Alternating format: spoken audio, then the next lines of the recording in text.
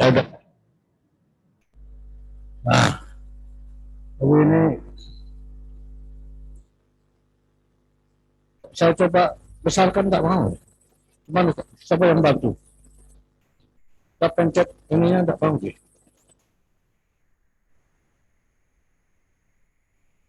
Udah. Tadi udah bang. Udah. Udah. Udah. Ini sudah. Udah kelihatan ya. Sampai 11 kurang 10 ya. Saya butuh waktu untuk kerja. Ya, kita di sini. Nah, saudara, kenapa ilmu berkembang?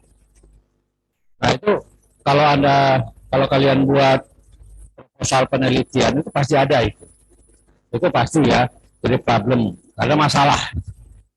Kalau dulu bagi penemu-penemu masalahnya, misalnya seperti Isaac Newton yang lalu saya jadikan contoh itu, masalahnya ya kenapa nggak sama kecepatannya? Ya, jatuhnya ya sudah, tapi kenapa tidak sama kecepatannya? Apa yang menyebabkan itu? Kan gitu. Kalau kita umpamanya Newton suruh bikin proposal gitu ya, bikin proposal Newton, penelitian Anda tentang benda-benda berjatuhan. Ya kata Newton, ya sudahlah, semua sudah tahu benda-benda berjatuhan. Tapi saya problemnya adalah kenapa tidak sama kecepatan jatuh. Nah misalnya problem, ya ini kita ambil yang sudah ada saja gitu ya.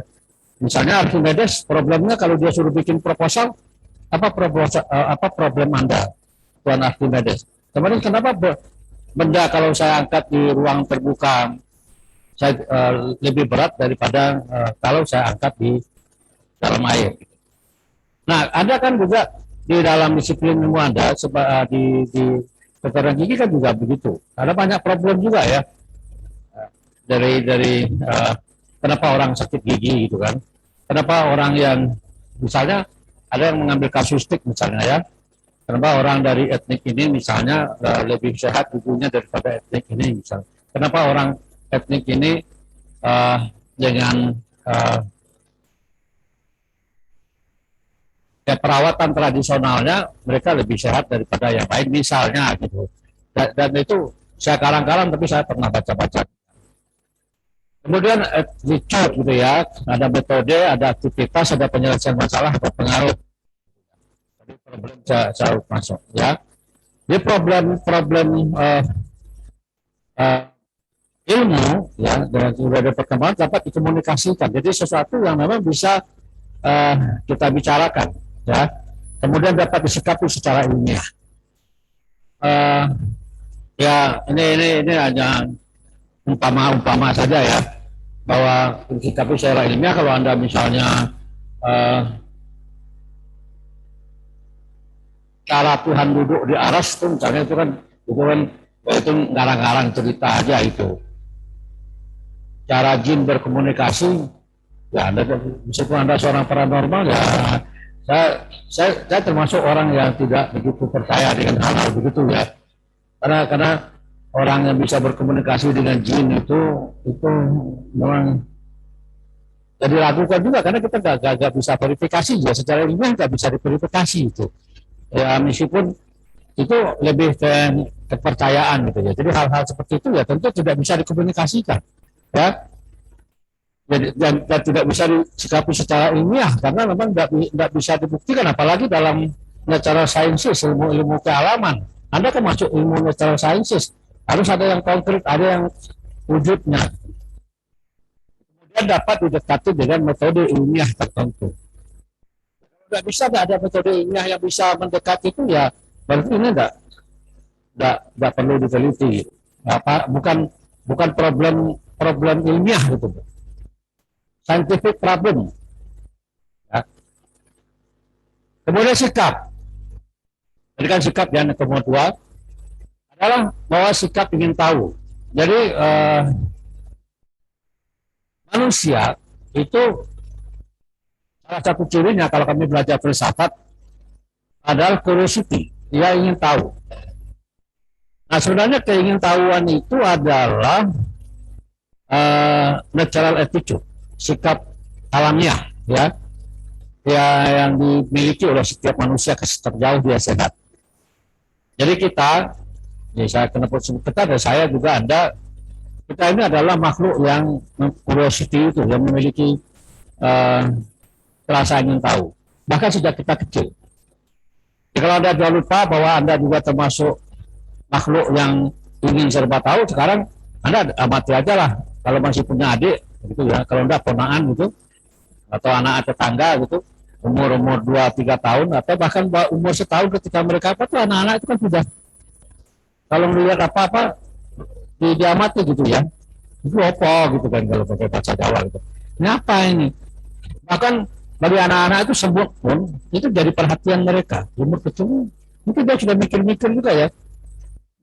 Masa makhluk kecil ini bisa jalan ya gitu mungkin dia. Tapi kan dia karena belum bisa mengungkapkan, maka juga kalau ngomong masih terbata-bata gitu kan. Tapi dia sudah ingin tahu. Gitu. Kalau ketemu anak-anak kecil, kita kalau ketemu anak kecil diprotes kita ini apa? Ini orang ini mau ngapain di sini gitu. Mungkin gitu ya, tapi dia tidak ungkapkan itu. Ada curiosity ya. Dan ingin tahu itu kan kalau kita lebih konkret kan seperti Newton ingin tahu itu ya kenapa itu pertanyaannya kan kenapa benda-benda itu berjatuhan, kenapa dia saya lemparkan sekuat tenaga sejauh-jauhnya kok dia balik lagi, dia kembali lagi ya. Nah kemudian dibuatlah dan kedua adalah sikap spekulatif. Spekulatif itu artinya satu pemikiran yang di zamannya barangkali belum terpecahkan, tetapi bertahun, berpuluh tahun, bahkan mungkin beratus tahun baru ditemukan jawabannya terhadap itu. Nah, salah satu kami nyebutnya filosof ya, tapi kan kalau di fisika dianggap fisika awal-awal di Yunani kuno pada abad keempat sebelum Masehi. Jadi sudah 2.500 tahun yang lalu. Tahu Demokritos ya? Apa teori Demokritos? Apa Pak? Tahu Demokritos? Demokritos itu tentang apa? Ada? Waduh, gimana itu? Kalau Anda bergulat dengan hal itu. Apa Mbak? Tentang apa Demokritos? Waduh, gimana sih pelajaran fisikanya hilang semua? Gara-gara cuma mengamati salah satu bentuk itu. Jadi Demokritos itu kan pemikir, dan kalau kami nyebutnya filsafat yang mengatakan bahwa segala sesuatu, segala realitas itu tersusun atas atom. Iya kan? Iya Pak, gitu. Lupa gitu ya. Enggak apa-apa. Dia yang mengatakan atom. Jadi meja, kursi, gigi itu atom kata. Tapi kan di zaman dia pada abad keempat sebelum Masehi itu orang belum bisa membuktikannya secara ilmiah. Tapi hari ini bahwa semua sudah yakin bahwa tersusun atas atom-atom, ya, dan jumlahnya tidak berhingga itu. Kemudian ribuan 2.500 tahun kemudian diperbaiki oleh Einstein yang mengatakan atom itu bisa kita pecah. Jadi kalau dulu pada Demokritos dan pengembangnya Galilei gitu ya, itu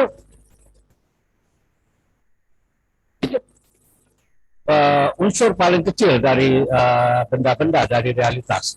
Tapi kemudian Einstein yang mengatakan atom masih bisa dipecah menjadi elektron dan proton, kan gitu. Itu spekulatif namanya. Tidak ada itu para pemikir berspekulasi ya. Spekulasi itu tetap juga misalnya Stephen Hawking bahwa dia mengatakan black hole ada planet yang lebih besar dari matahari, meskipun sampai hari ini belum terbuktikan, belum bisa ditemukan oleh para astronom, tapi itu menjadi tetap menjadi teka-teki yang kemudian itu mendorong para ilmuwan untuk berusaha untuk memecahkannya.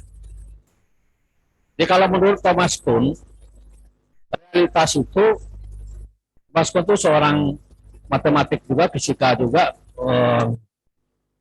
orang Jerman yang menulis buku tentang scientific revolution, tentang revolusi ilmiah.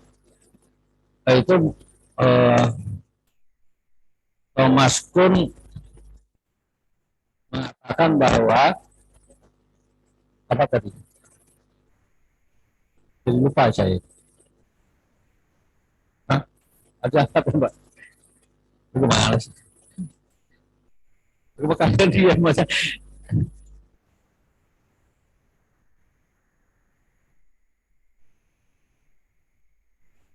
Thomas Kuhn itu yang kemudian nanti kita akan bicara dalam metodologi mengembangkan falsifikasi.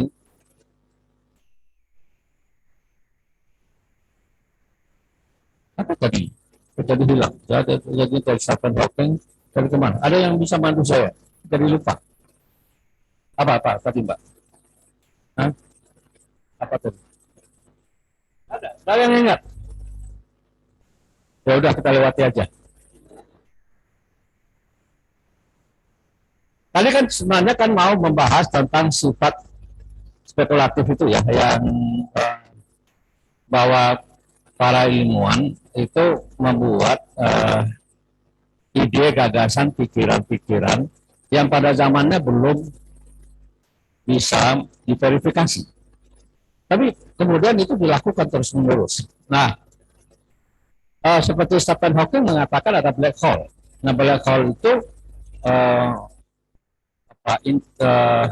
ya kalau misalnya bumi itu berpusat pada matahari, matahari itu berpusat pada black hole itu, yang kemudian dikenal dengan silah Bima Sakti itu.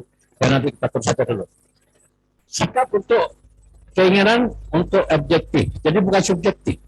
Objektif itu orang lain juga harus bisa mengatakan ini benar dan harus bisa juga mencobanya. Jadi tidak pernyataan orang itu saja. Kemudian sikap untuk berpandangan terbuka. Jadi tidak boleh ilmuwan itu mengatakan bahwa saya paling benar. Jadi dia harus menerima pendapat orang lain juga. Kemudian sikap keinginan menangguhkan pendapat. Nah kalau pendapat atau pikirannya itu bisa mempengaruhi stabilitas masyarakat. Jadi misalnya pertama gini ya, penelitian ilmu sosial itu kan pernah dulu sangat menghebohkan. Tapi tidak saya sebut, itu kan sudah lama itu. Itu kan dia meneliti, dia nanyain anak-anak SMP, kemudian anak SMP itu kemudian jawab, apakah Anda sudah pernah berhubungan? Banyak yang jawab, dan dari itu kemudian kesimpulan dia bahwa banyak anak SMP sudah tidak perawan lagi. Itu dia publikasikan menjadi heboh gitu. Orang-orang tua malah menggigil itu, takutan itu. Nah itu artinya tidak semua hasil penelitian bisa dipublikasikan secara terbuka. Mungkin memang benar ditemukan begitu, tetapi harus ditangguhkan dulu supaya tidak menimbulkan keresahan. Terus contoh ekstrimnya saya sebut begitu saja. Ada juga beberapa pendapat ya yang perlu ditangguhkan. Ya, jadi sikapnya tentatif itu artinya berubah. Jadi tidak ada yang fix gitu ya. Nah, kemudian ada metode. Nah ini yang nanti yang ada kelas blok ya. Ini metode. Jadi ada kesadaran akan adanya masalah problem tadi juga ya. Kemudian memeriksa masalah, menjelaskan dan mengevaluasinya, mengajukan penyelesaian masalah, ada hipotesa, menguji hipotesa, menjawab persoalan, pengaruh sosial, publikasi. Jadi nanti sekarang kan kewajiban publikasi ilmiah di jurnal itu menjadi salah satu ya keharusan sekarang ya, apalagi kalau pada level S2, S3. Ya, saya S1 nggak tahu, tapi sudah mulai juga. Ya, proposition, jadi metafisik, epistemik, linguistik, logika. Jadi artinya ini bisa dikaji dari berbagai hal. Ya, jadi juga bisa dikaitkan dengan metafisika sudah kita bicarakan. Epistemologi sudah kita bicarakan, mungkin juga dari aspek bahasa ada macam-macam ya. Ya ada logika juga.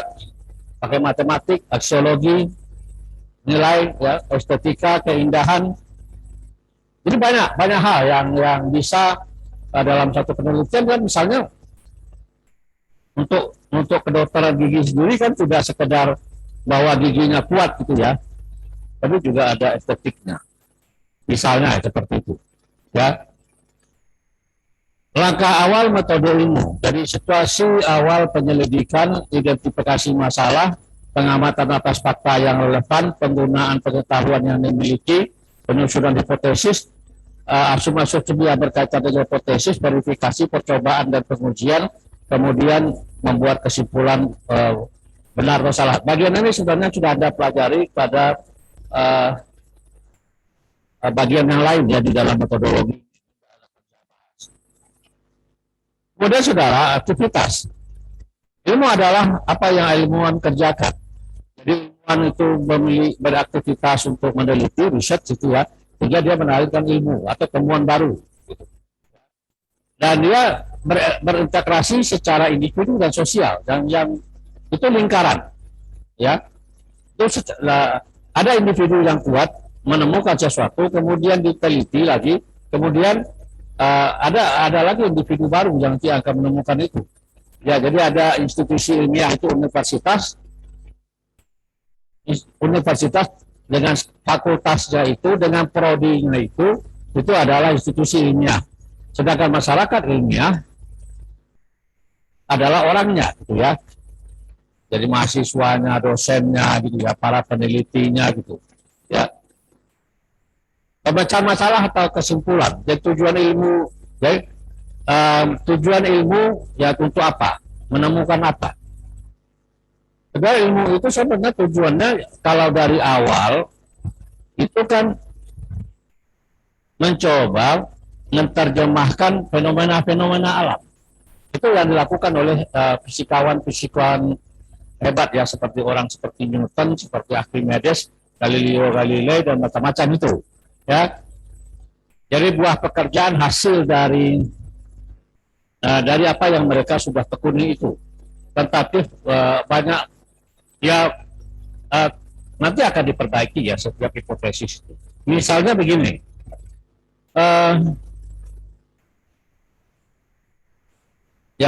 ini bentuknya memang lebih spekulatif ya.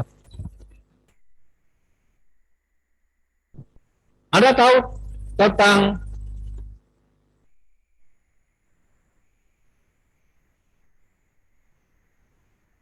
teori geosentrisme? Gimana itu? Kita tahu ya? Nggak pernah diceritain.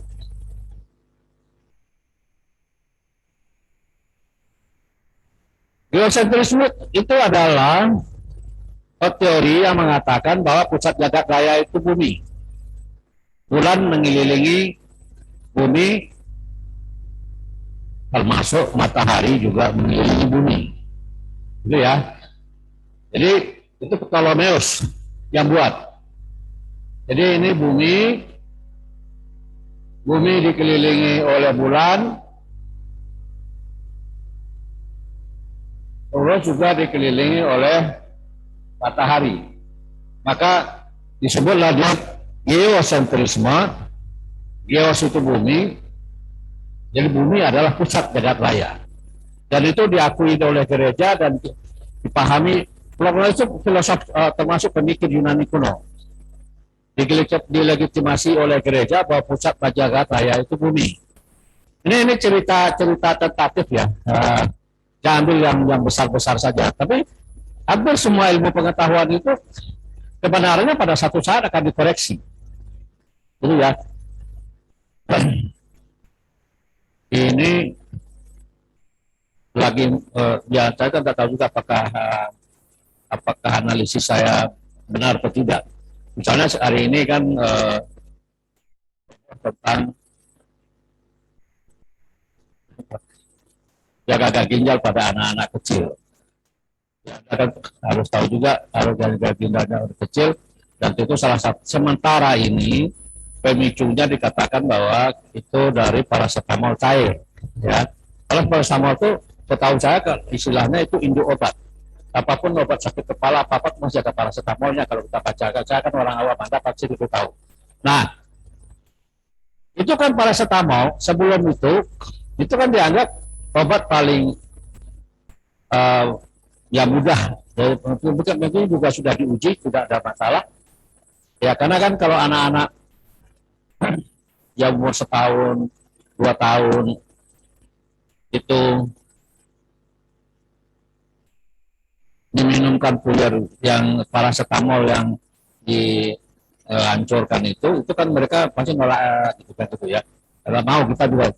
Nah kemudian dikasih dibuat model sirup sehingga itu apalagi dengan warna-warninya itu ada merah itu terutama, itu ada yang kuning juga dan menarik bagi anak-anak. Dia mau minum dan dia ada rasa gulanya juga manisnya. Nah, tapi mungkin rasa gula manisnya itu yang akan membuat anak-anak kemudian gagal ginjal karena gagal ginjal terutama kalau untuk orang dewasa juga sangat dipicu oleh diabetes misalnya gitu ya.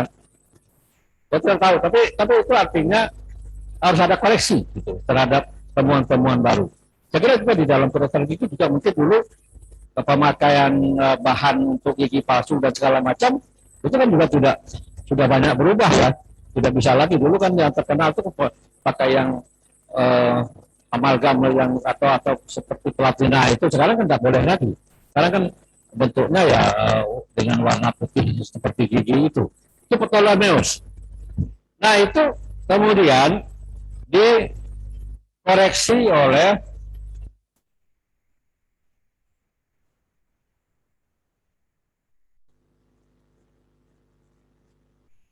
Kopernikus. Ini Kopernikus sudah abad modern ya, abad 17, abad 16 lah kalau tidak. Kopernikus lah yang mengatakan bahwa bukan bumi yang menjadi pusat jagat raya, tetapi helio, matahari. Ya. Nah ini kata Kopernikus, ini matahari, bumi, dan baru bumi dikelilingi oleh. Ini contohnya untuk menggambarkan tentatif itu, saudara, bahwa pengetahuan yang diungkapkan oleh para ilmuwan itu sifatnya sementara. Jadi akan mengalami perubahan-perubahan. Dan tidak ada yang ilmu pengetahuan itu adalah sesuatu yang berkembang terus. Ilmu bukan agama yang dogmatis.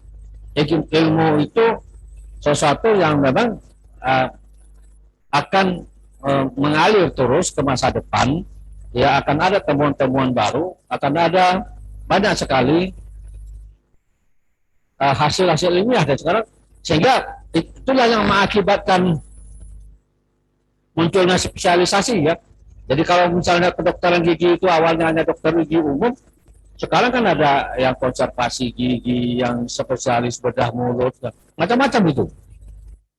Ya sekarang ada berapa? Berapa?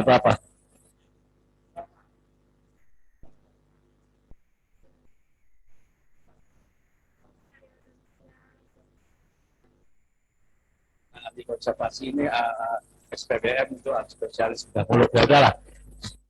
Itu saudara, itu yang dimaksud tentatif itu ya. Karena ini agak panjang saya ceritakan karena supaya kita menyadari bahwa tidak ada yang fix dalam perkembangan ilmiah. Kemudian batu loncatan. Setiap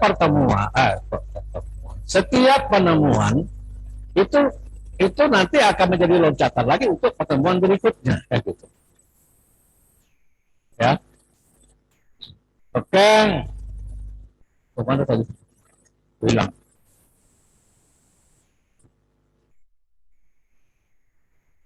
Nah, saudara, ini versi kami orang filsafat. Dari dulu diajarkan oleh guru saya, dosen saya dulu, namanya Dr. Anton Baker, fisika. Ya. Anton Baker itu kemudian itu seorang Romo, lalu tinggalnya di Kentungan itu. Dia Romo tapi filsafat di filsafat. Jadi Romo Baker orang Belanda dia.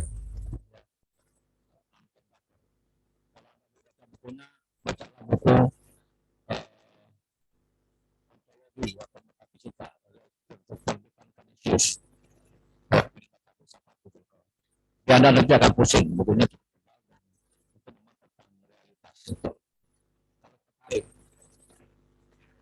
Anda lihat, jadi sebenarnya perkembangan ilmu atau posisi ilmu itu bisa kita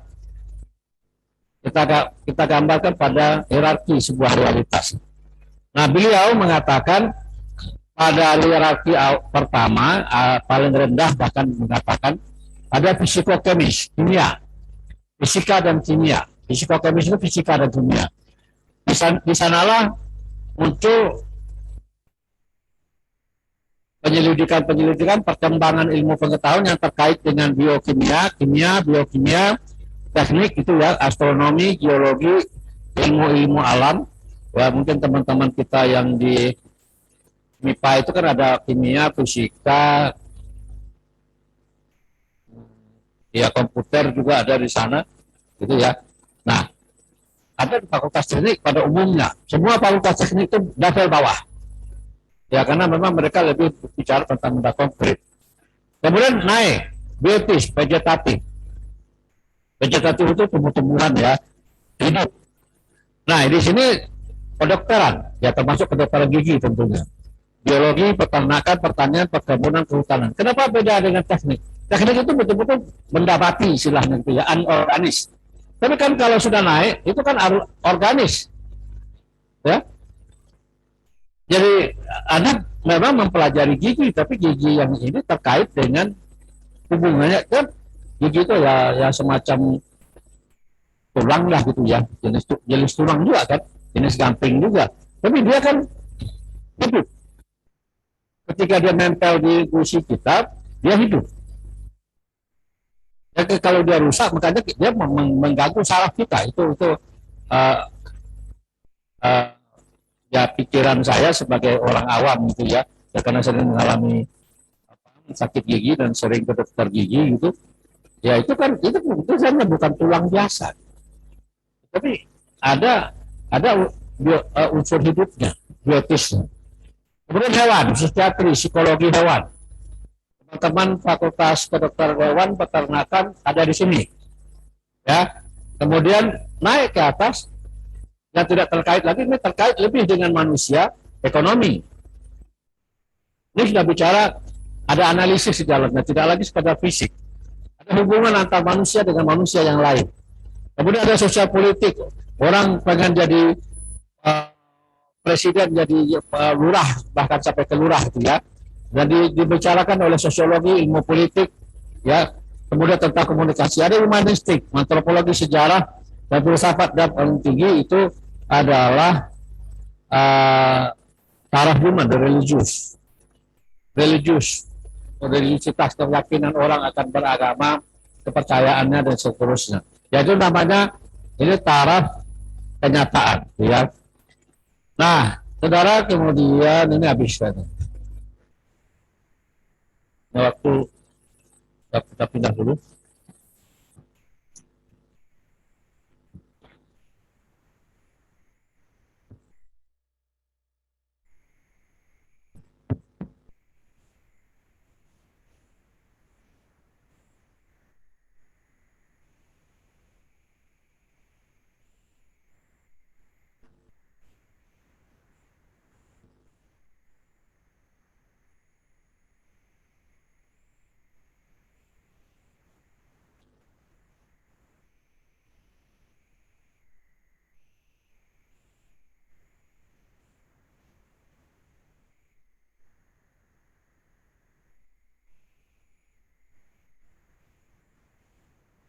Kalau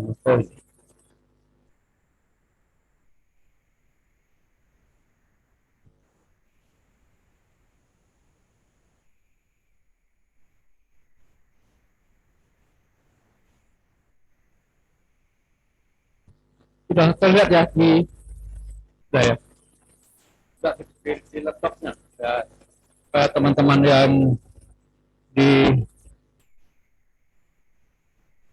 yang di rumah yang daring. Nah, saudara, ya para penulis hal-hal tentang ilmiah termasuk filsafat ilmu, bahwa ilmu itu penanda utamanya adalah metodologi. Jadi aktivitas hasil itu nonsen kalau tidak ada metodologi yang jelas. Dan itu yang konsentrasi di blog ini.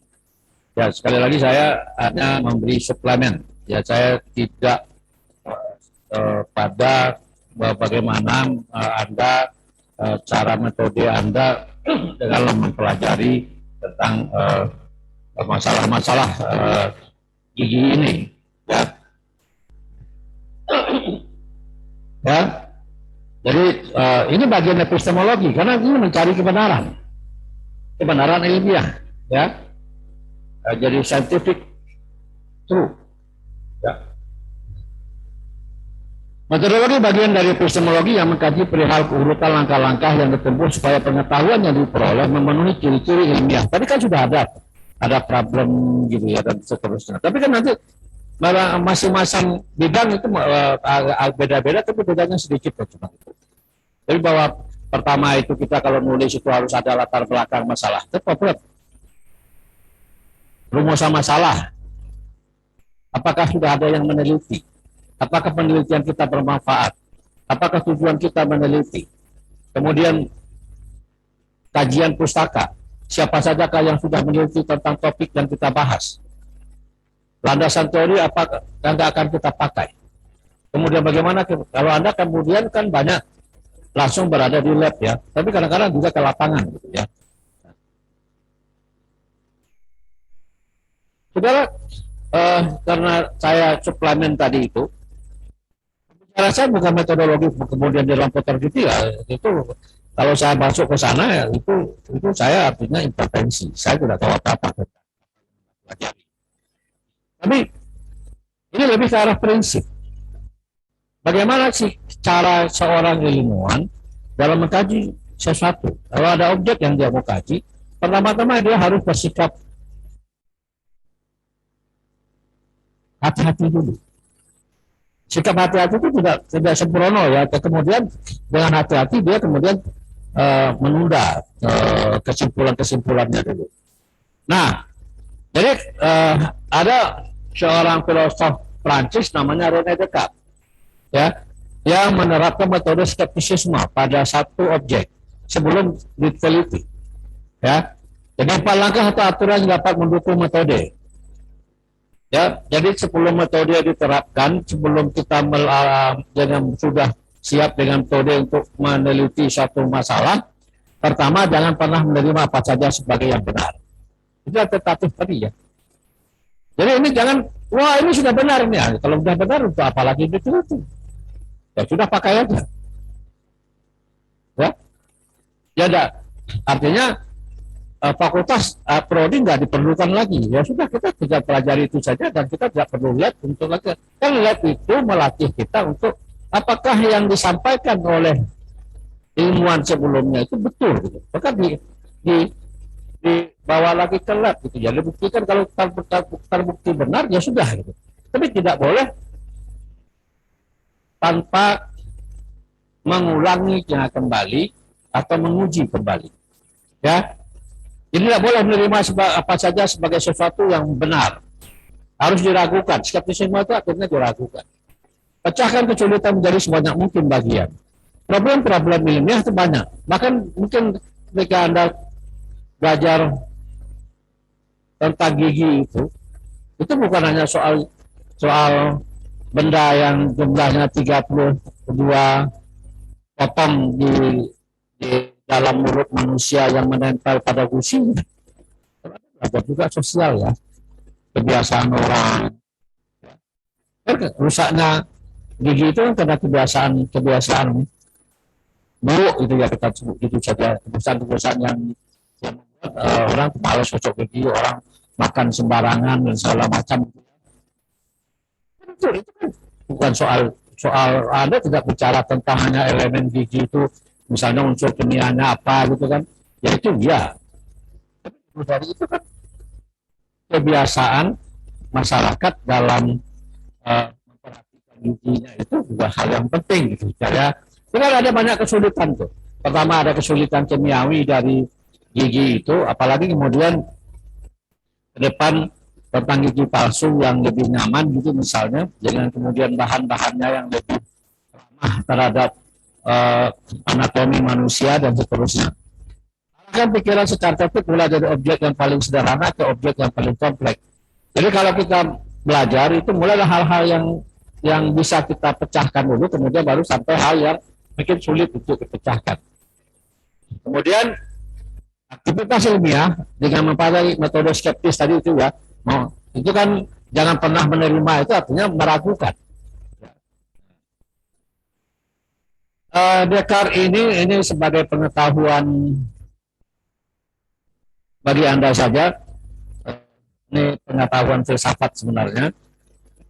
Descartes itu seorang yang sangat kritis dari awal dia berfilsafat. Nah, supaya Anda tahu juga bagaimana Descartes menerapkan skeptisismenya itu sehingga dia sampai pada satu keyakinan. Ya, ini ya pengetahuan saja, tidak usah Anda pusingkan ya. Nah, di Descartes itu skeptis terkenal dengan filosof dengan metode skeptis yang dikenal dengan skeptisisme metodis ya, jadi kesangsian metodis. Kata Descartes, setiap objek yang kita, jadi sebelum kita melanjutkan meneliti, berpikir, pertama-tama kata Descartes, carilah dulu kepastiannya. Nah, bagaimana cara kepastian itu ditemukan? Ya, kata Descartes, lakukan saja semuanya. Ini pelajaran filsafat ya, murni filsafat. Apa yang dilakukan? Pertama, kata Descartes, pengetahuan. Sudah punya pengetahuan banyak ya, dari baik dari formal dari sekolah sampai di luar, ya di dalam masyarakat. Kata Descartes itu lakukan saja, sanksikan. Karena kata Descartes, jangan-jangan itu banyak tidak benarnya atau salah semua gitulah. Jadi harus disangsikan semua pengetahuan yang sudah kita peroleh sejak kecil sampai hari ini. Oke, pengetahuan sudah disangsikan. Yang kedua, pengalaman. Sekarang lagi ngapain? Anda sedang apa sekarang, Pak? Pengalaman konkretnya? Sedang kuliah, menuntut ilmu kuliah. Kuliah, yang menuntut ilmunya dari awal. Sedang ikut kuliah dari Misnal, ya. Apakah Anda yakin bahwa Anda sekarang sedang ikut kuliah? Pernah mimpi? Bagaimana rasanya kalau mimpi? Di luar kendali. Iya, kalau kita mimpi itu kan seolah-olah kejadiannya sungguh ya. Ada orang teriak, ada orang senyum gitu. Kalau dia serem, dia akan teriak ketakutan. Nah, apakah hari ini Anda merasa betul kata Descartes gitu? Jangan-jangan saya juga sedang merasa bahwa saya sedang mengajar di kelas ini, atau Anda sedang mengikuti kelas ini, jangan-jangan juga mimpi. Kapan kalau kita tahu kalau ini mimpi? Gitu. Kapan kita tahu kalau bahwa ini mimpi? Kalau Anda mimpi itu kapan Anda mengetahuinya? Saat bangun tidur. Saat bangun tidur. Nah, bangun, itu kaget kan? Alhamdulillah cuma mimpi. Gitu. Tapi kalau mimpinya buruk, kalau mimpinya menyenangkan, waduh, cuma selesai aja gitu. Jadi kata Descartes, jangan-jangan apa yang kita lakukan itu mimpi. Jadi oleh karena itu dilakukan juga. Ini kan dalam rangka skeptisisme. Kan? Yang kedua, adanya benda-benda. Porsi, mungkin teman di sebelah Anda, atau saya kalau Anda lihat, kata Descartes harus dilakukan. Karena kata Descartes, jangan-jangan ini hanya ilusi. Orang yang memiliki ilusi, itu merasa bahwa ada orang di depannya dan dia ajak omong. Tapi orang lain yang ngelihat dia ngomong-ngomong itu, wah kamu ngomong-ngomong sendiri, enggak, itu ada orang itu kan ada seorang ahli matematik ya, yang mengalami ilusi yang luar biasa. Ahli matematik dapat hadiah Nobel gitu. Tapi dia sering mengalami ilusi itu. Dia bertemu katanya dengan seorang mata-mata Rusia yang ingin memecahkan satu kode rasa. Jadi benda-benda juga ilusi, ya. Kemudian kata Descartes juga sampai kepada ada Tuhan. Oke, akhirnya Descartes terus mentok. Nah, semua hal dilakukan, kata Descartes, masuk kita ke yang kedua. Oh ini. Ya, masuk ke kedua ini. Aku ada satu hal, kata Descartes, ini bahasa filsafat ya, janganlah ketawain ya. Ada satu hal yang tidak bisa saya ragukan, kata Descartes, adalah aku yang ragu-ragu itu. Aku yang ragu-ragu tidak bisa aku ragukan. Kenapa? Karena dia sedang berproses, sedang terjadi. Kita tidak bisa melakukan itu karena sedang berproses. Nah, kata Descartes kemudian gimana? Aku yang ragu-ragu sedang apa? Kalau Anda melakukan itu sedang apa? Kan berpikir. Kan tadi berpikir, kan melakukan itu proses berpikir. Nah, kata Descartes, kemudian oleh karena itu aku berpikir itu adalah karena aku memiliki akal. Akal itu bagian dari jiwa. Roh itu. Maka kata Descartes muncullah, kalau pernah dengar ini cogito ergo sum itu. Oh, belum. Ya tidak ada apa-apa. Sekarang tahu ya. Ada statement yang sering diulang-ulang oleh orang lain, tapi kadang-kadang orang itu tidak tahu bagaimana proses sampai ke sana. Cogito ergo sum itu, cogito itu bahasa Latin, cogitans, berpikir. Sum itu ada, berpikir maka ada. Jadi ada pertama yang ditemukan oleh Descartes adalah kemampuan manusia berpikir. Ya, oke. Kemudian akhirnya Descartes menemukan satu kebenaran, yaitu adanya roh. Karena roh itu yakin ada, kata Descartes, karena manusia berpikir. Karena berpikir itu bukan, ini kan sebenarnya merebetnya banyak, saudara. Itu tentang mind. Berpikir itu bukan otak.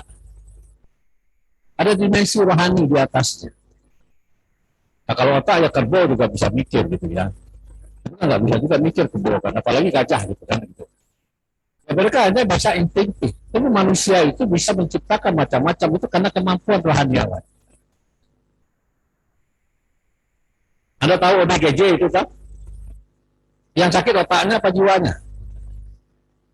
Ya jiwanya. Maka disebut dia orang dengan gangguan jiwa, bukan ODGJ ya, ODGJ, bukan ODGO gitu ya. Jadi orang dengan gangguan otak, bukan begitu kan? Tapi ODGJ, orang dengan gangguan jiwa. Jadi ini sekaligus untuk materialisme ya, yang tidak mengakui adanya jiwa.